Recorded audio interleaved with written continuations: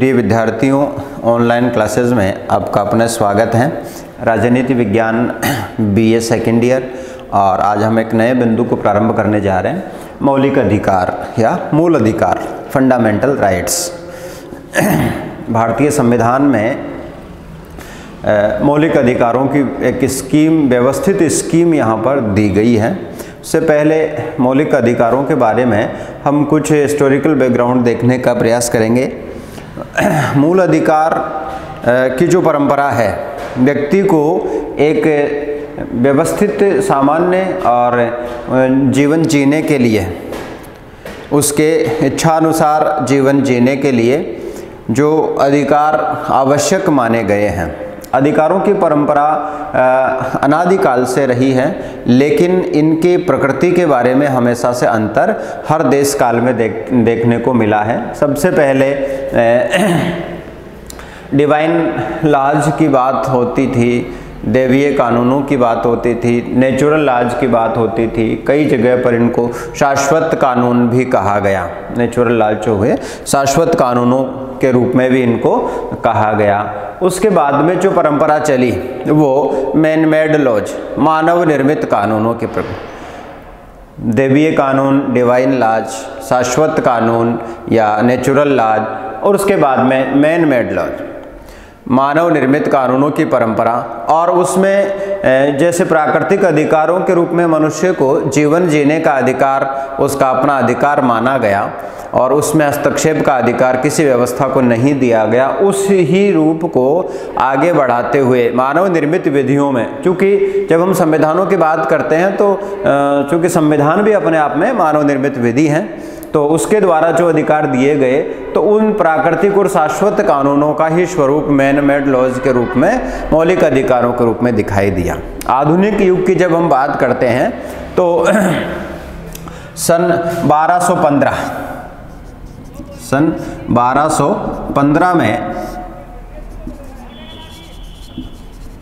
Magna carta, British नागरिकों ने British सम्राट से एक नागरिक अधिकार पत्र प्रस्तुत करके नागरिक अधिकार देने की बात की, नागरिक अधिकारों की मांग रखी। यहाँ पर आगे चल के यही बिल ऑफ राइट्स के रूप में, बिल ऑफ राइट्स के रूप में आगे चल करके इसको मान्यता प्राप्त हुई। जैसे जैसे समय आगे बढ़ता गया, अब चूंकि यहाँ भी देखने वाली बात यह है कि आधुनिक युग के प्रारंभिक स्थितियों में जब मैग्ना कार्टा की हम बात कर रहे हैं सन 1215 में, तो यहाँ पर जो अधिकार दिए गए, स्वीकार किए गए, नहीं किए गए, ये तो एक अलग मुद्दा है। लेकिन जितनी स्वीकारोक्ति राज्य के द्वारा की गई, उसमें ये केवल राज्य का मर्जी था, राज्य का मर्जी था। नागरिक को उसके अधिकार स्वरूप नहीं कहा जा सकता, जैसा कि आज हम संवैधानिक अधिकार के रूप में उसको कह रहे हैं। तो अधिकार को देना, मौलिक अधिकार को नागरिकों को देना या नहीं देना राज्य की कृपा पर निर्भर करता था, राज्य की दया पर निर्भर करता था। तो मौलिक अधिकारों की जो व्यवस्था प्रारंभ हुई वो आगे चलकर इसी से धीरे धीरे विकसित होती गई। कुल मिलाकर के राज्य की संप्रभुता का सिद्धांत उदय होने के बाद में, उत्पन्न होने के बाद में, राज्य अधिकतम शक्ति स्वयं रख लेना चाहता था और नागरिक अपने अधिकार स्वयं प्राप्त कर लेना चाहता था। क्योंकि जब हम अधिकारों की, हितों की और परस्पर टकराव की बात करते हैं, तो ये दोनों हित, दोनों जो समुदाय बने, राज्य और नागरिक, दोनों समुदायों में अपने आप में अधिकारों को लेकर के, अपने आप में अधिकारों को लेकर जो खींचतान थी, उस लड़ाई में, राज्य संप्रभुता की उस लड़ाई में अधिकतम अधिकार अपने पास केंद्रित रखना चाहता था, और नागरिक राज्य की संप्रभु शक्तियों पर रोक लगाने के एक पुख्ता व्यवस्था के रूप में कुछ अधिकार, जिन्हें मौलिक अधिकार आगे चल के कहा गया, अपने पास रख लेना चाहते थे। और इसी कहानी से, इसी कड़ी से, इसी प्रक्रिया से यहाँ पर बिल ऑफ राइट्स का उदय हुआ। और फिर धीरे धीरे आगे चल करके जब फ्रांस की राज्य क्रांति आई, फ्रांस की राज्य क्रांति, और इससे पूर्व जो है हम बात करें तो इंग्लैंड की गौरवपूर्ण क्रांति, इंग्लैंड की गौरवपूर्ण क्रांति, और उसके बाद अमेरिकी राज्य क्रांति, अमेरिकी राज्य क्रांति, यहाँ तक आते आते अधिकारों, इन मौलिक अधिकारों को, अब राज्य का मर्सी नहीं रह गया था, राज्य का कृपा दया नहीं रह गया था, अब इनको संवैधानिक अधिकार, कानूनी अधिकारों से निकाल के संवैधानिक दर्जा दिया जाना प्रारंभ हो गया था। संवैधानिक दर्जा दिया जाना प्रारंभ हो गया था। और अमेरिकी संविधान में स्पष्टतः प्रारंभिक 10 संशोधन 1 से लगा करके 10 ये फंडामेंटल राइट से संबंधित रखे गए। यानी कि अब इन अधिकारों को कानूनी, जब हम बात कर रहे थे मैन मेड लॉज के रूप में, तो मैन मेड लॉज के रूप में अब इनको राज्य के मर्सी की परिधि से बाहर निकाल दिया गया और राज्य की दया पर इनको नहीं छोड़ा गया। अब नागरिक के अधिकार के रूप में इनको संवैधानिक दर्जा दे दिया गया। अब तक, इससे पूर्व तक ये केवल उसके लीगल राइट्स के रूप में मान्यता प्राप्त हो रही थी, लेकिन लीगल राइट्स से अब इनको निकाल के यहाँ पर कॉन्स्टिट्यूशनल राइट्स के रूप में दर्जा दे दिया गया। अब अंतर ये आ गया कि अब राज्य की दया या राज्य की कृपा नहीं थी, ये संवैधानिक अधिकार थे व्यक्ति के, नागरिक के, जिनको लागू करना अब राज्य का कर्तव्य बन गया था। क्योंकि जब हम मौलिक अधिकारों की प्रकृति की बात करते हैं तो मौलिक अधिकार निश्चित रूप से राज्य की संप्रभु शक्ति पर बैन लगाते हैं, उसको रेस्ट्रेन करते हैं, उसको प्रतिबंधित करते हैं। क्योंकि नागरिक अधिकार राज्य को वो असीमित शक्तियां प्राप्त जो है एक्सरसाइज नहीं करने देता जो संप्रभु होने के नाते राज्य करना चाहता है। और जब ये केवल लीगल राइट्स के रूप में था तो राज्य अपने कार्यपालक आदेश के द्वारा लीगल राइट्स के आदेश को वापस भी ले सकता है, लेकिन जब इनको कॉन्स्टिट्यूशनल जो बैकग्राउंड मिल गया तो उसके आधार पर अब राज्य सामान्यतः लीगल राइट्स की तरह इन्हें वापस नहीं ले सकता। फॉर एग्जाम्पल इंडियन कॉन्स्टिट्यूशन की अगर हम बात करें तो संपत्ति के अधिकार को, जो पूर्व में मौलिक अधिकार था, बाद में संशोधनों के द्वारा उसे केवल अनुच्छेद 300 के तहत केवल लीगल राइट के रूप में मान्य कर दिया गया। अब लीगल राइट रूप में मान्य कर दिया गया तो इसका अर्थ यह है कि राज्य जब चाहे अपने संप्रभु जो शक्तियों का उपयोग करते हुए अपने सार्वजनिक प्रयोजन का उद्देश्य बताते हुए किसी भी निजी संपत्ति का अधिग्रहण कर सकता है, भले ही वह उसे मुआवजा चुकाना पड़े, लेकिन राज्य को रोका नहीं जा सकता कि वह किसी व्यक्ति के संपत्ति को अधिग्रहण न कर सके। ऐसा कोई अब अधिकार नागरिक के पास में नहीं रह गया।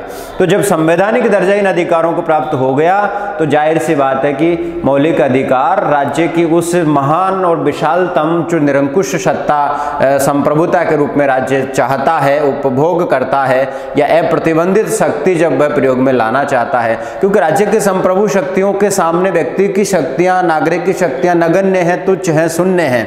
व्यक्ति चाहे कितना भी धनी हो, कितना भी बाहुबली हो, कितना भी संपन्न क्यों ना हो, कितना भी बुद्धिमान क्यों ना हो, लेकिन राज्य की संप्रभु शक्ति के आगे नागरिक की सभी शक्तियां शून्य होती हैं, शून्य बराबर होती हैं।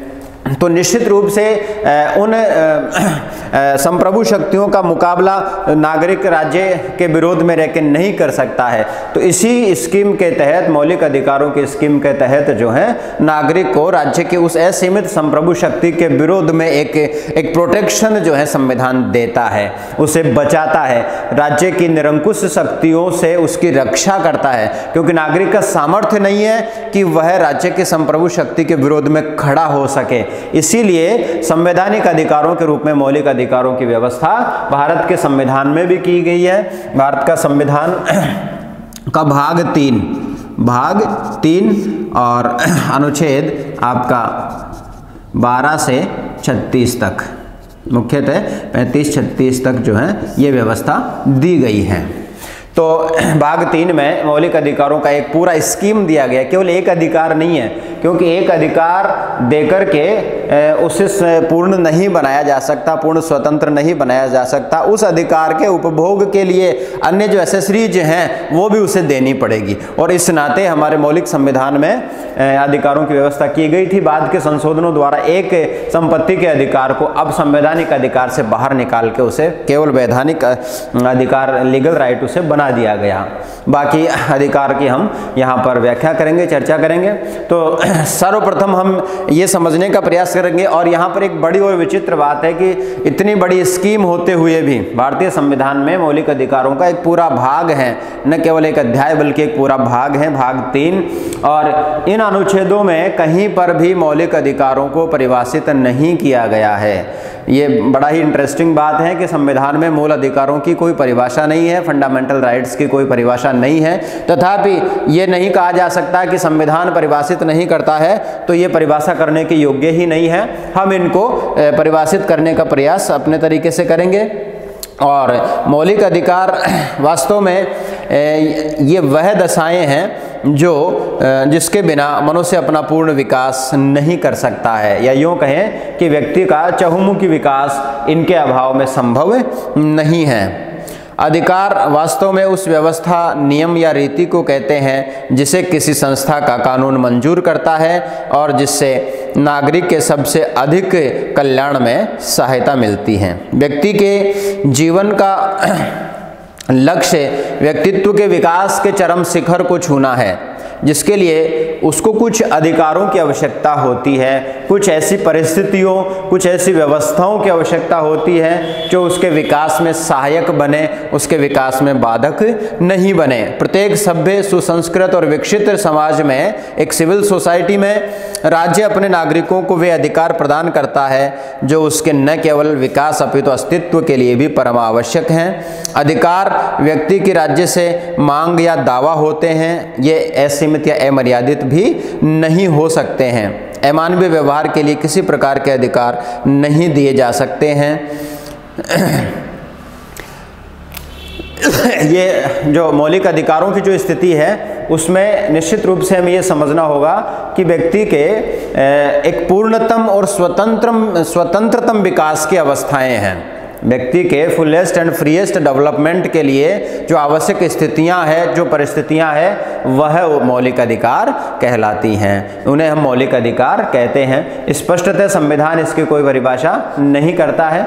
और जहां तक मौलिक अधिकारों की प्रकृति का प्रश्न है तो अधिकार व्यक्ति को उसका एक स्वतंत्र जीवन जीने के लिए स्वतंत्र और पूर्णतम विकास, क्योंकि मानव जीवन का परम लक्ष्य क्या है? मानव जीवन का परम लक्ष्य अपने उत्तरोत्तर उन्नति और विकास के आयामों को छू लेना, उसकी भौतिक उन्नति करना, उसकी अपनी आध्यात्मिक उन्नति करना, आर्थिक प्रगति करना या सामाजिक या सांस्कृतिक प्रगति करना और उसके उच्चतम शिखर को छू लेना ही मानव जीवन का लक्ष्य है। मानव जीवन, अब चाहे वो धार्मिक क्षेत्र में हो, आध्यात्मिक क्षेत्र में हो, चाहे भौतिक क्षेत्र में हो, तो मौलिक अधिकारों का जो स्कीम है व्यक्ति के उस स्वतंत्रतम और पूर्णतम विकास की परिस्थितियां उसे उपलब्ध करवाता है, उसका एक बेस उसे उपलब्ध करवाता है। इसीलिए कहा गया है कि मूल अधिकार वास्तव में ऐसे अधिकार हैं, ऐसी स्थितियां हैं जो व्यक्ति को व्यक्ति होने के नाते दिए जाते हैं, उसके स्वतंत्र और पूर्णतम विकास के लिए आवश्यक हैं। यही मौलिक अधिकारों का मुख्य अर्थ, मुख्य परिभाषा के रूप में हम इसको कह सकते हैं। और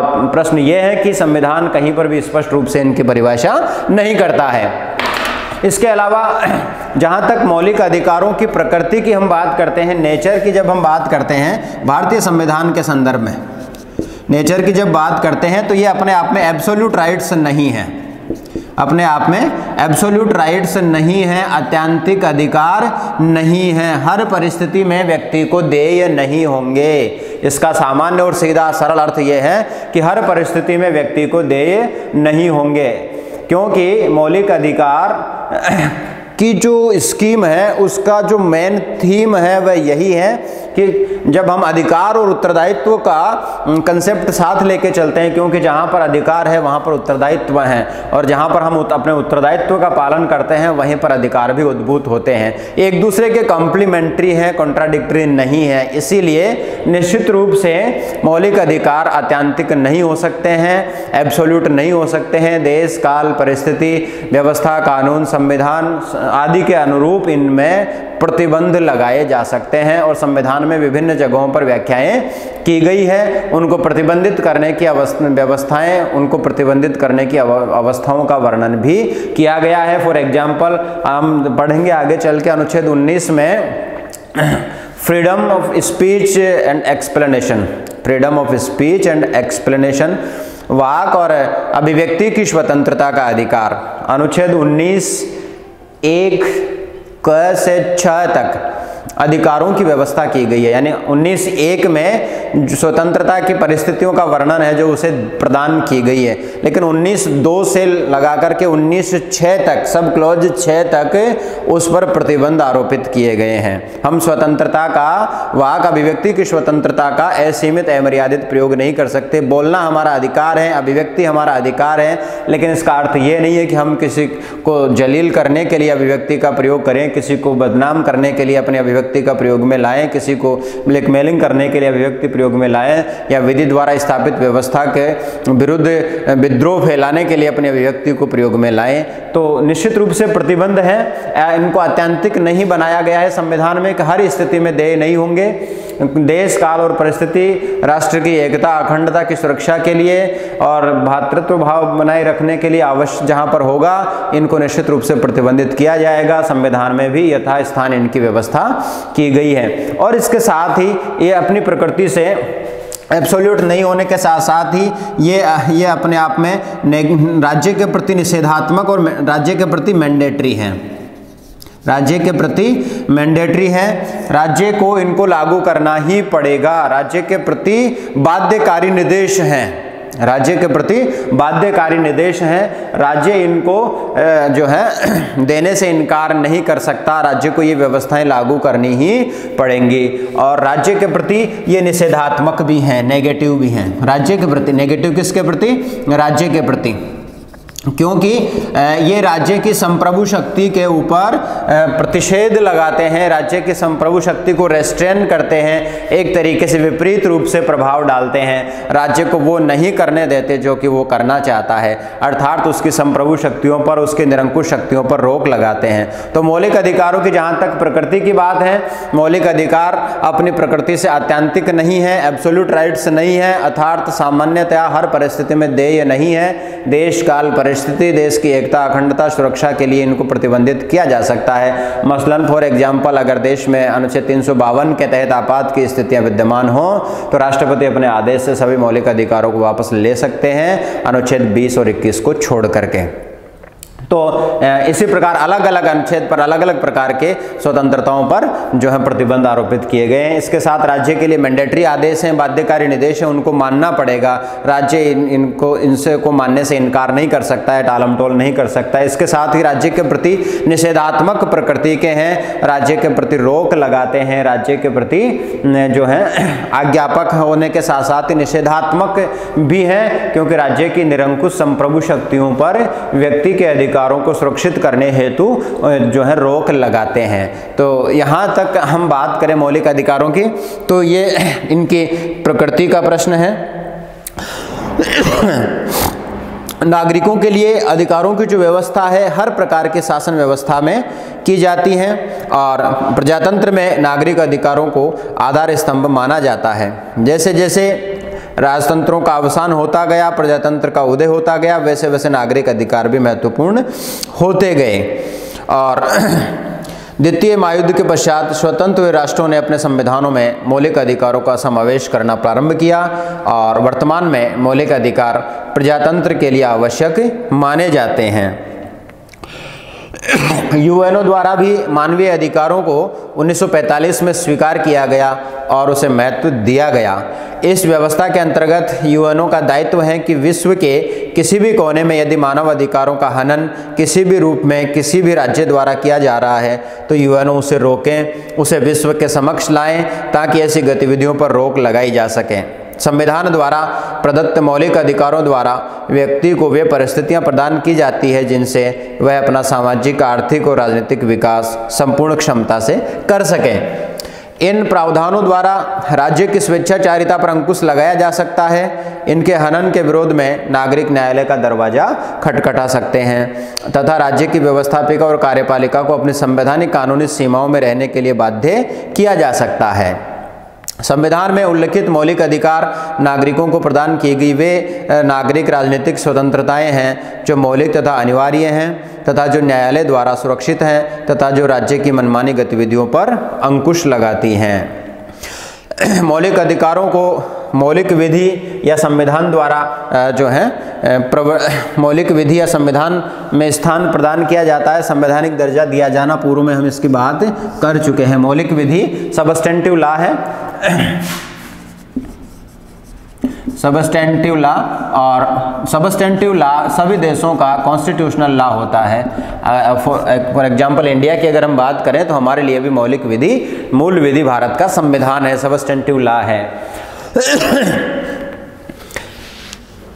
उन्हें संविधान के अतिरिक्त अन्य किसी विधि से परिवर्तित नहीं किया जा सकता है। हमने पूर्व में भी इस बात का जिक्र किया कि राज्य अपने किसी कार्यपालक आदेश के द्वारा उन्हें वापस नहीं ले सकता है, जबकि लीगल राइट्स को ले सकता है। लीगल राइट्स को ले सकता है, कॉन्स्टिट्यूशनल राइट्स को या सबस्टेंटिव लॉज के द्वारा जो स्थितियां प्रदान की गई है उनको कभी भी किसी कार्यपालक आदेश द्वारा वापस नहीं ले सकता है। उसके लिए संविधायी विधि में ही संशोधन करना पड़ेगा, संविधायी विधि में ही परिवर्तन करना पड़ेगा। जो सामान्य नहीं है उसे उसी प्रकार से व्यवस्थाएं बनानी पड़ेंगी। विधायी स्तर पर संविधायी प्रक्रियाओं का जो संचालन करना पड़ेगा और उसमें देश की सर्वोच्च विधायिका को उसी प्रक्रम से कार्य करना पड़ेगा, जो सामान्यतः संभव नहीं है, या यूं कहें कि सामान्य स्थितियों में नहीं है। और यदि कभी विधायिकाओं ने इस स्कीम का अतिक्रमण करने की कोशिश की है, अगर हम भारत के संदर्भ में बात करें तो कई बार केंद्रीय विधायिका ने इस स्कीम में अतिक्रमण करने की कोशिश भी की है, तो हमारी न्यायिक व्यवस्था ने उस पर बहुत सारे प्रतिबंध लगा दिए हैं, जिनसे सामान्यतः इन अधिकारों को सुरक्षित रखा जा सकता है। संवैधानिक या सबस्टेंटिव लॉ में इनको स्थान देने का सबसे बड़ा फायदा यही है, जैसा कि हम पूर्व में भी जिक्र किया कि ये राज्य का मर्सी नहीं रह गया है, राज्य का दया नहीं है, राज्य का कृपा नहीं है, उसे ये अधिकार देने पड़ेंगे। राज्य के प्रति मैंडेटरी ऑर्डर है संविधान का, ये जो प्रत्येक शासन को, प्रत्येक सरकार को, प्रत्येक विधायिका को, प्रत्येक न्यायालय को मानना पड़ेगा। उसमें वह किसी भी प्रकार की आनाकानी नहीं कर सकता है या किसी कार्यपालक आदेश से उसमें परिवर्तन भी नहीं ला सकता है। इनका राज्य द्वारा अतिक्रमण नहीं किया जा सकता है, और अगर दूसरे शब्दों में हम कहें तो ये राज्य की स्वेच्छाचारिता से परे होते हैं, उस पर रोक लगाते हैं। मौलिक अधिकार प्रजातंत्र के आधार स्तंभ हैं और इनके बिना मानसिक, भावात्मक, रचनात्मक, भौतिक, नैतिक अथवा सर्वांगीण विकास संभव नहीं है।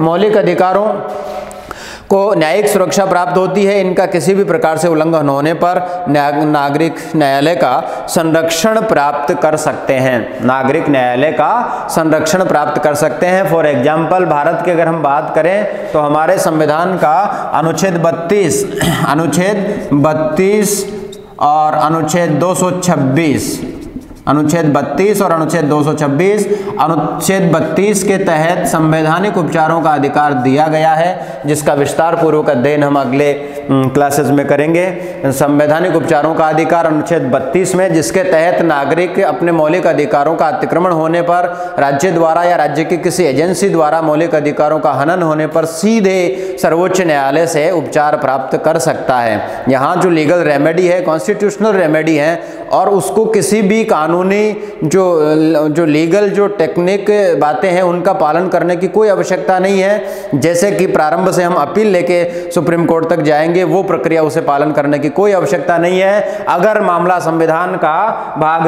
3 अनुच्छेद 12 से 36 तक मौलिक अधिकारों से संबंधित है तो नागरिक अनुच्छेद 32 के तहत सीधा सर्वोच्च न्यायालय से अपना रेमेडी प्राप्त कर सकता है। ये बहुत बड़ा आधार स्तंभ है नागरिक अधिकारों के लिए, मौलिक अधिकारों के लिए, और राज्य की उस संप्रभु शक्ति को रेस्ट्रेन करने के लिए उसका एक बड़ा ही कॉन्स्टिट्यूशनल राइट यहाँ पर है। इसके साथ ही एक स्कीम जो है वो अनुच्छेद 226 में भी है। संभव है कि नागरिक अपने देश के सर्वोच्च न्यायालय में अपनी अप्रोच नहीं कर पाए तो वह अपने राज्य से संबंधित उच्च न्यायालय में अनुच्छेद 226 के तहत अगर मामला भाग 3 अर्थात मौलिक अधिकारों से संबंधित है तो वह विभिन्न प्रकार के रिट्स उच्च न्यायालय से मांग सकता है, और न्यायालय का कर्तव्य है और अधिकार भी है, दोनों ही है कि वह उसके समक्ष आने वाले ऐसे मामलों पर उसे तुरंत जो है पीड़ित पक्ष को न्याय प्रदान करें। और यहाँ पर हमारी न्यायपालिका ने बहुत ही उल्लेखनीय तरीके से कार्य किया है, और इस स्कीम को बनाए रखने में, संवैधानिक ढांचे को बनाए रखने में हमारे न्यायिक तंत्र ने बहुत महत्वपूर्ण योगदान दिया है। भारत के संदर्भ में इस मौलिक अधिकारों की बात अगर हम करें तो इससे आगे जो स्कीम हमारे यहाँ पर दी गई है उसकी हम थोड़ा जिक्र यहाँ पर करेंगे। अनुच्छेद 12 जो है वो परिभाषा करता है और अनुच्छेद 13 भी परिभाषा करता है। अनुच्छेद 12 राज्य की परिभाषा करता है और अनुच्छेद 13 जो है विधि की परिभाषा करता है। हमें यहाँ पर यह समझना होगा कि ये जो परिभाषाएं हैं वो केवल भाग 3 के लिए हैं। राज्य की जो परिभाषा है वो उसमें कहा गया है कि राज्य की परिभाषा में भारत सरकार, राज्यों की सरकारें, इसके साथ केंद्रीय विधानमंडल, संसद और राज्यों के विधानमंडल, स्थानीय और अन्य प्राधिकारीगण, ये 6 प्रकार के जो व्यवस्थाएं हैं उनको राज्य की परिधि में शामिल किया गया है। हमें याद ये रखना होगा कि यहाँ पर गार्नर वाली परिभाषा हम अप्लाई नहीं करेंगे। ये परिभाषा केवल संविधान में भाग 3 के लिए, भाग 3 के प्रयोजनों के लिए राज्य की परिभाषा मान्य होगी। अर्थात संसद, राज्यों की विधानसभाएं, भारत सरकार, राज्यों की सरकारें, इसके साथ ही स्थानीय प्राधिकारीगण और अन्य प्राधिकारीगण, यानी बहुत बड़ा विस्तृत दायरा राज्य का है। और वो केवल भाग 3 को ओवरलैप करने के लिए, उसको एक परिधि में बांधने के लिए निश्चित रूप से ये परिभाषा यहाँ पर गढ़ी गई है। इसके अलावा अनुच्छेद 13 जो है विधि की परिभाषा करता है, कानून की परिभाषा करता है, जिसमें राज्य द्वारा बनाए गए कानून, नियम, उपनियम या उसके संस्थानों द्वारा बनाए गए नियम, कानून, उपनियम। हालांकि ये बहुत बड़ी विधि की परिभाषा है और आपके प्रयोजन से इतना आवश्यक भी नहीं है। केवल हमें ये समझना होगा कि राज्य ऐसी विधि नहीं बनाएगा या ऐसा कानून नहीं बनाएगा जो मौलिक अधिकारों की व्यवस्था को अतिक्रमण करता हो, उसको रोकता हो, उस पर रोक लगाने वाला हो। इस रूप में राज्य और विधि की परिभाषा यहाँ पर दी गई है। उसके साथ अनुच्छेद 14 जो है वो मौलिक अधिकार यानी समता के अधिकार या समानता, सामान्यतः समानता शब्द कहा गया, लेकिन निश्चित रूप से समानता का शब्द जो है यहाँ पर उचित प्रतीत नहीं होता है। समता शब्द जो है यहाँ पर काम में लिया गया, समता का अधिकार, राइट टू इक्वेलिटी। और यहाँ पर 2 टर्म्स यूज की गई है संविधान में, राइट टू इक्वेलिटी में equality before law and equal protection of laws, विधियों का समान संरक्षण और विधि के समक्ष क्षमता। तो नागरिक समूह में, नागरिक समूह पर आरोपित होने वाली विधियां, विधि के समक्ष प्रत्येक नागरिक, उस चाहे उसका हैसियत कुछ भी है, तो बड़े से बड़ा अधिकारी, बड़े से बड़ा पदधारी और एक सामान्य नागरिक विधि के समक्ष बराबर है। दूसरा, विधियां सभी को समान रूप से संरक्षित करेगी। तो equality before law and equal protection of laws का जो कंसेप्ट है वो नागरिक के बीच में भेद को समाप्त करता है। राज्य के दृष्टिकोण में नागरिकों को लेकर के कोई अंतर नहीं है और उसके साथ ही विधि जो है सभी को समान बरतती है, सबको समान मान करके चलती है। हालांकि स्कीम बहुत बड़ी विशद है और जिसका वर्णन यथा संभव हम अगली क्लास में और करेंगे। तब तक के लिए धन्यवाद।